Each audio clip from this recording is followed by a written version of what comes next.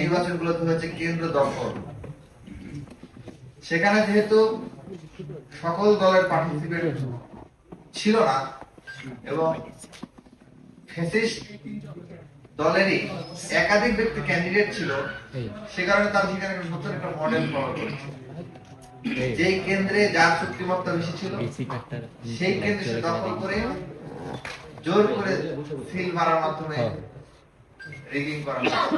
তো সুতরাং আমাদের কাছে জাতীয় নির্বাচনে কোন সুষ্ঠু নির্বাচনের কোন নমুনা আমাদের মাঝে হাজির নেই। আমাদের মাঝে যেটি হাজির আছে, আমরা যে নির্বাচন থেকে শিক্ষা নিতে পারি সেটি হচ্ছে 5 আগস্ট পরবর্তী সময়ে আমাদের ক্যাম্পাসগুলোতে যে ছাত্র সংসদ নির্বাচনগুলো অনুষ্ঠিত হয়েছে সেই নির্বাচনগুলোকে যদি আমরা মডেল হিসেবে নিতে পারি, তাহলে বাংলাদেশে হয়তো একটি ফ্রি, ফেয়ার এবং গ্রহণযোগ্য নির্বাচন সম্ভব। 5 আগস্ট পরবর্তী সময়ে আমি বিশেষভাবে বলবো, জাতীয় বর্তমান যে নির্বাচন কমিশন রয়েছে তাদের উচিত ডাকসু নির্বাচনে যারা কমিশনার ছিলেন তাদের কাছ থেকে শিক্ষা নেওয়া, তাদের কাছ থেকে শিক্ষা নিয়ে তাদের সাথে বসুন পর্যায়ক্রমে। ডাকসুর পরবর্তী সময় যতগুলো নির্বাচন হয়েছে, এটা হতে পারে জাহাঙ্গীরনগর বিশ্ববিদ্যালয়, হতে পারে রাজশাহী বিশ্ববিদ্যালয়, চট্টগ্রাম বিশ্ববিদ্যালয়, জগন্নাথ বিশ্ববিদ্যালয়, প্রত্যেকটা বিশ্ববিদ্যালয় নির্বাচন কমিশনাররাই ডাকসু নির্বাচন কমিশনের সাথে আলাপ করেছেন এবং পরামর্শ নিয়েছেন, বুদ্ধি নিয়েছেন। ঢাকা বিশ্ববিদ্যালয়ের প্রত্যেকটা জায়গায় এই ধরনের একটা নির্বাচন সুষ্ঠু হবে এবং কোনো মারামারি হবে না, কাটাকাটি হবে না, একটা সিঙ্গেল দুর্ঘটনা ঘটবে না, এমনকি একটা ধস্তাধস্তির ঘটনাও ঘটবে না, বাংলাদেশের হিস্ট্রিতে বিরল।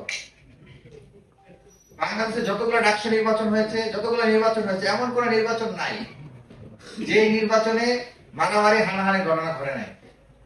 শুধুমাত্র ডাকসু একটা মডেল উপস্থাপন করতে সক্ষম হয়েছে যেখানে কোন ধরনের ধস্তাধস্তি, হানাহানি, মারামারি এই ধরনের কোন ঘটনা ঘটে নাই। হ্যাঁ, কথার লড়াই হয়েছে, কথার কাটাকাটি হয়েছে, কাদা ছোড়াছুড়ি হয়েছে, কথার নোংরামি হয়েছে, অনেক কিছু হয়েছে, কিন্তু সেটি শেষ পর্যন্ত হাতাহাতিতে গড়ায় নাই। এর বেশ কিছু কারণ আছে। এর কারণ শুধু এটা না যে